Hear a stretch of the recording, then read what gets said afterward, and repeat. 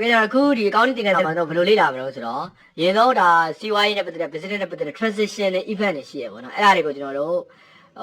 ဒီ entry ရှိမယ်ပေါ့နော် entry စတယ် entry မသိငယ်မှာတော့အပြင်တကယ်ကို real world မှာဆိုရင်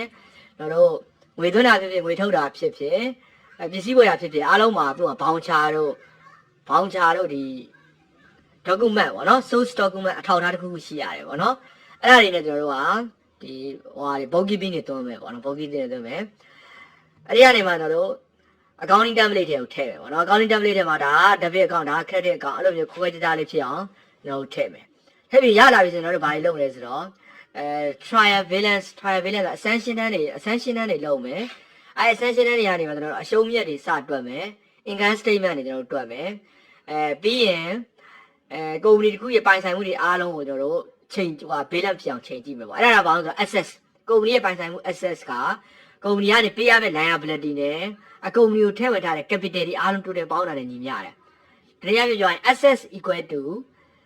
capital plus liability ပေါ့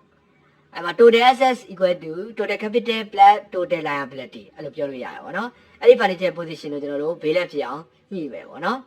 ညှိမယ်အဲ့ဒါပြီးရဆိုတော့ကျွန်တော်တို့ decision making အတွက်အရှုံးမြတ်တွေပိုင်ဆိုင်မှုတွေ assets တွေ expand တွေ revenue တွေကိုကိုယ်ကိုယ်ရရှင်းရှင်းလင်းလင်းမြင်ရအောင်ကျွန်တော်တို့ graph တွေချက်တွေနဲ့ဆွဲပြီးတော့ကျွန်တော်တို့report တွေထုတ်ကြည့်မယ်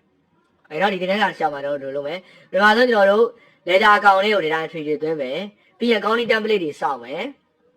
accounting template တွေထဲမှာ debit credit တွေနဲ့ညီမျှအောင်ကျွန်တော်တို့သူ့ရဲ့ဒီ accounting theory တွေနဲ့ညီကျွန်တော်တို့ data entry သွင်းမယ်ပေါ့နော်ပြီးရင် income statement financial position တွေ check တွေကျွန်တော်တို့ထုတ်မယ် okay နော်